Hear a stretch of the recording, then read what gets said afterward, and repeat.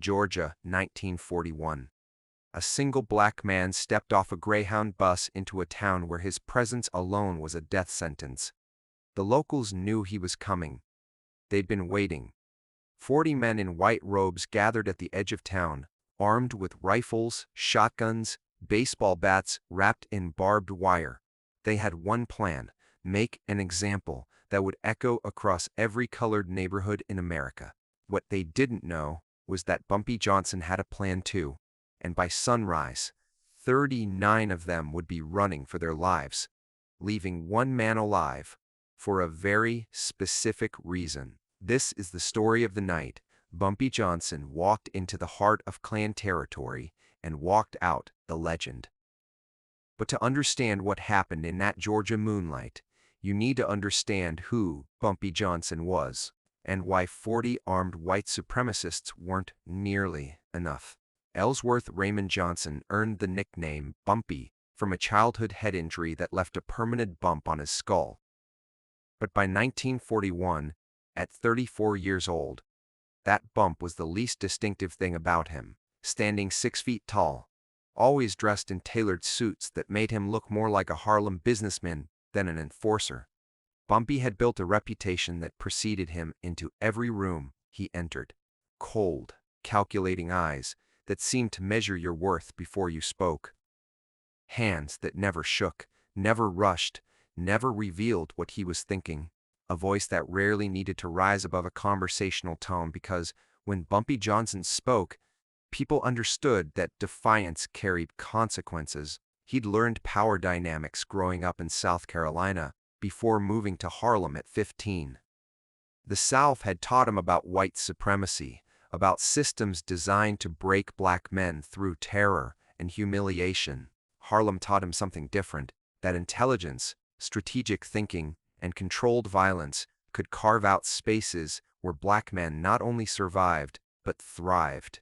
By his 30s, Bumpy controlled significant territory in Harlem's numbers racket, working alongside Stephanie St. Clair, the legendary Queenie who refused to bow to Italian mobs or corrupt police.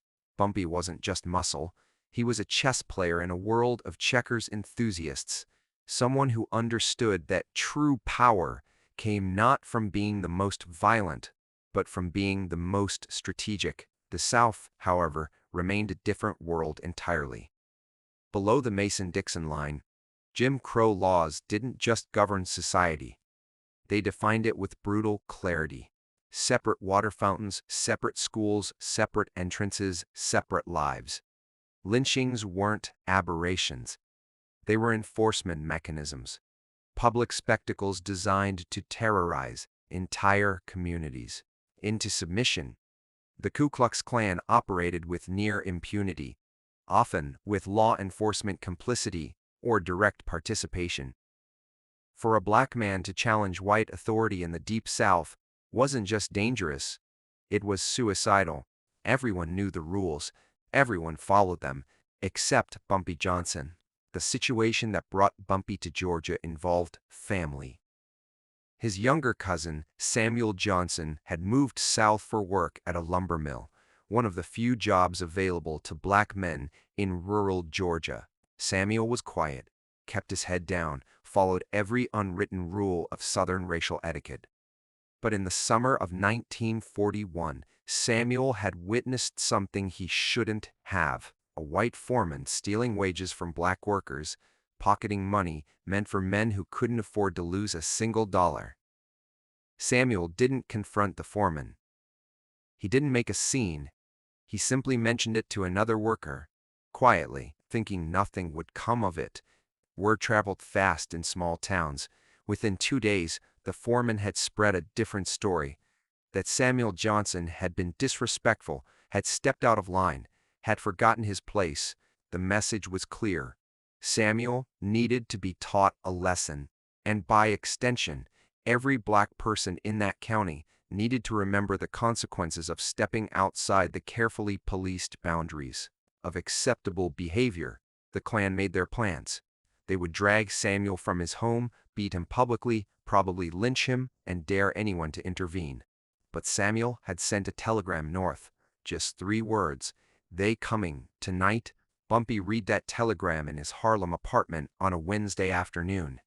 He didn't call the police. What good would that do, when the police probably wore those white robes after their shifts ended? He didn't try to negotiate. You couldn't reason with people whose entire identity was built on the belief that your humanity was debatable. Instead, Bumpy Johnson packed a single bag, purchased a one-way ticket to Georgia, and boarded a bus heading south. His associates tried to talk him out of it. Stephanie St. Clair herself had pulled him aside. "You go down there. You might not come back," she'd said, her voice carrying the weight of someone who'd seen too many good people swallowed by Southern violence. Bumpy's response was simple: "Then I don't come back, but they don't touch Samuel." The bus ride took 18 hours. Bumpy sat in the back, as required by law, watching the landscape change from urban to rural, from north to south, from complicated racism to the simple, brutal kind. He didn't sleep. He was planning. By the time that Greyhound bus pulled into the small Georgia town at 4:47 p.m. on a Friday afternoon, Bumpy Johnson had already wargamed a dozen scenarios. He knew he was outnumbered. He knew he had no backup. He knew the local law enforcement would side with the Klan. He knew that if he failed, no one would ever know the real story. All he had was his intelligence, his nerve, and one significant advantage: the Klan expected black men to be afraid. Bumpy Johnson hadn't been afraid since he was 15 years old. He stepped off that bus, carrying nothing but his bag, and walked directly to Samuel's small house on the edge of the colored section of town. People watched from windows, from porches, their faces showing a mixture of concern and something else, hope, maybe, or the memory of what pride used to feel like before it became too dangerous to express. Samuel was waiting, eyes wide with fear and confusion. "Bumpy, you shouldn't have come. They'll kill you too. I should just leave, go somewhere else." Bumpy set his bag down carefully. "Where would you go, Samuel? How far would you have to run before they couldn't reach you? And what happens to the next person who witnesses something they shouldn't see? You run now. You teach them that terror works. That's not happening. It's 40 of them, Bumpy. 40. What can you possibly—" Bumpy held up a hand. "How many roads lead to this house?" Samuel blinked, confused by the question. Just one. Come straight from town. Dead ends here. Windows. 2 in front, 1 in back, 1 on each side. Nearest neighbor. Quarter mile." Bumpy nodded slowly, walking through the small house, looking out each window, checking sightlines, measuring distances. "Where's the lumber mill?" "About 3 miles east." "Why?" "They're coming tonight." "That's what I heard. Midnight, probably. That's when they usually—" Bumpy checked his watch. 5:15 p.m., almost 7 hours. "Here's what's going to happen. You're going to take your wife and children, and you're going to go stay with the Reverend Williams. I know there's a reverend. There's always a reverend. You're going to stay there until I come get you tomorrow morning. You're not going to argue. You're not going to try to be brave. You understand?" Samuel's voice was barely a whisper. "What are you going to do?" For the first time since arriving, Bumpy smiled. It wasn't a warm smile. "I'm going to teach 40 men a lesson about the difference between terrorism and war." By 6 p.m., Samuel and his family were gone. Bumpy was alone in the house. He didn't barricade the doors. He didn't load weapons. He'd brought none, knowing they'd search him. Instead, he went to the lumber mill. Walking there in the fading daylight, still in his Harlem suit, looking completely out of place in rural Georgia. The mill was closed for the weekend, which was exactly what Bumpy had counted on. He spent the next hour inside that mill, gathering materials: kerosene, lumber, wire, tools. He worked methodically, carrying everything back to Samuel's house under cover of crowing darkness. People watched from behind curtains, but no one interfered. By 9 p.m., Bumpy Johnson had transformed Samuel's small house into something else entirely. The Klan arrived at 11:47 p.m. 40 men, just as reported. White robes glowing in the moonlight, making them easy to count. easy to track. They came down that single road, confident, loud, empowered by numbers and history, and the certainty that no one would stop them. They carried torches, weapons, ropes.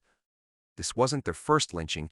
They had a routine: surround the house, drag out the occupants, deliver the beating, or worse, leave the body as a message. But when they reached the house, something was wrong. Every window was dark, but the front door stood wide open. Unnatural, unexpected. The group paused. Their leader, a man named Clayton Mills who owned the general store and served as sheriff's deputy, stepped forward. Samuel Johnson. "Get out here, boy. Time to answer for your disrespect." Silence. Then, from inside the darkness of that open door, a voice, calm, almost conversational. "Samuel's not here, but I am." 40 men went rigid. That wasn't Samuel's voice.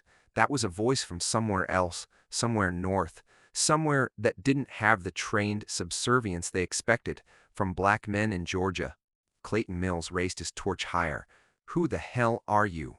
Bumpy Johnson stepped into the doorway, still wearing that suit, no weapon visible. Hands relaxed at his sides. "My name is Ellsworth Johnson. Some people call me Bumpy. I'm Samuel's cousin, from Harlem, and we need to talk about what's going to happen next." The absurdity of the moment hung in the air. A single black man, outnumbered 40-1, speaking to a Klan lynch mob as if he were negotiating a business deal. Several men laughed. Others raised their weapons. Clayton Mills' face twisted with rage. "You got a death wish, boy." "No," Bumpy said quietly, "but you do. You just don't know it yet." He stepped back into the darkness of the house. "I'm going to explain something to all of you. You have two choices tonight. You can turn around, go home, and never bother Samuel or his family again. Or you can come into this house after me." More laughter. Someone shouted, "We got 40 guns, you stupid." "I know exactly how many of you there are," Bumpy interrupted. 40 men, one road, no cover, and I've spent the last 6 hours preparing this house for war. You want to come in? Come in, but understand something. You're not lynching anyone tonight. Tonight, you're going to learn what happens when you mistake fear for weakness." Clayton Mills had heard enough. He turned to his men. "Burn it. Burn the whole damn house with him inside." That's when Bumpy revealed the first part of this strategy. His voice rang out clear. "There's kerosene soaked into the walls and roof of this house, about 40 gallons of it. The moment you light that fire, this whole structure goes up in a fireball that'll reach your front line before you can step back. And I'm standing right here at the threshold. You burn me. You burn your first row of men too." Silence. Uncertainty. Men in the front row suddenly realizing they were within blast radius. Clayton Mills' confidence wavered. "You're bluffing." The Bumpy struck a match. The small flame illuminated his face. "Try me." No one moved. The standoff stretched for 30 seconds that felt like 30 minutes. Finally, Clayton Mills made a decision. "Fine, don't burn him. Rush him." 40 men, one man. Simple math. The mob surged forward, and that's when Bumpy Johnson showed them the difference between a mob and a soldier. He threw something, small cloth bundles wrapped around rocks soaked in kerosene. Lit by his match, they arced over the mob's front line and smashed against the ground behind them. Fire erupted, cutting off their retreat route. The single road was now blocked by flames. The mob could no longer escape easily. Panic rippled through them. Then Bumpy disappeared into the house. Men charged through the door into complete darkness. Inside, Bumpy had created a maze using lumber from the mill. Narrow passages designed for one person at a time. The Klansmen stumbled, crashed into walls, into each other. In the darkness, their numbers meant nothing. Bumpy moved like a ghost, striking from the shadows. He positioned tools, axes, hammers, lengths of pipe throughout the house. He used them with surgical precision. The sounds that came from that house were chaos. Screams, thuds, breaking wood. men calling for help, for light, for each other. Those still outside heard their fellows being systematically taken apart by someone who knew every inch of the terrain, while they stumbled blind. Some tried to fire weapons, but in the darkness, they were just as likely to hit each other. After 5 minutes, men started emerging from the house, not confidently, not victoriously, running, limping, bleeding, terrified. Bumpy appeared at the door again, now holding an axe, silhouetted by the dying flames outside. His voice was still calm. 39 of you left. Still want to try. That's when the remaining mob broke completely. These were men who'd terrorized black families for years, who'd conducted lynchings without fear, who'd operated with total impunity, but they'd never faced someone who fought back with intelligence, preparation, and absolute fearlessness. They ran, scrambling over each other, desperate to get away from the nightmare Samuel's house had become. They abandoned their weapons, their torches, their wounded. They fled into the Georgia night like children, running from monsters. All except one. Clayton Mills stood frozen, his mind unable to process what had just happened. Bumpy walked toward him slowly. Clayton raised his rifle with shaking hands. Bumpy didn't stop walking. Shoot me, Bumpy said softly. Go ahead. You'll get one shot, but ask yourself, am I fast enough?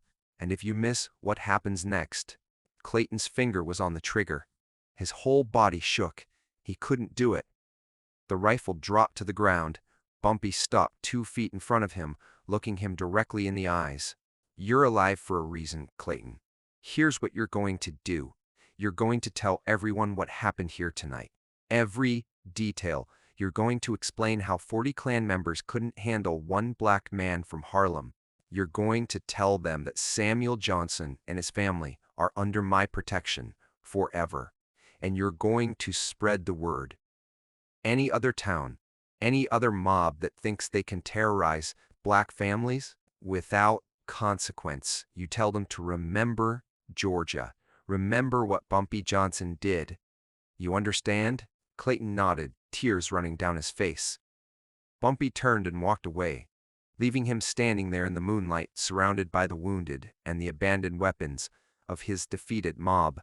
By morning, Samuel's house was empty.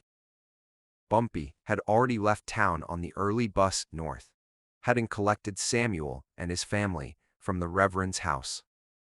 Within a week, the story had spread across Georgia, then to Alabama, Mississippi, the Carolinas. The legend grew with each telling, some versions even more dramatic than the truth, but the core message remained.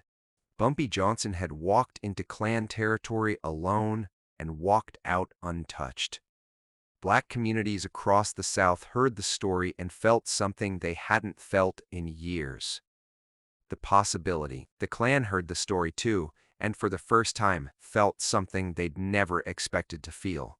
Vulnerability. The strategic brilliance of what Bumpy did that night wasn't just about winning a fight. It was about narrative control. By leaving one survivor to tell the story, he ensured the message spread exactly as he wanted. The Klan's power had always rested on their mythology of invincibility, on the terror they created through public violence. Bumpy shattered that mythology. He'd proven that preparation, intelligence, and courage could defeat numerical superiority and institutional backing. He'd turned their own tactics against them, using terror, using spectacle, using a single dramatic event to send a message. Far beyond that small Georgia town. Did it end the Klan?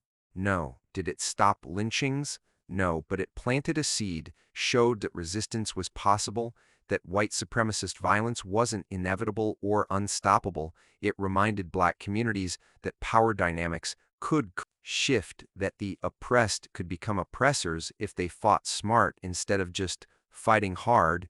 Bumpy Johnson never spoke publicly about that night. He didn't have to. The story did his talking for him. Clayton Mills never wore a white robe again. The Klan chapter in that Georgia town quietly disbanded within a year. Samuel Johnson lived the rest of his life in that same house, unbothered, protected by a legend that grew with every retelling. Power isn't about size, numbers, or institutional backing.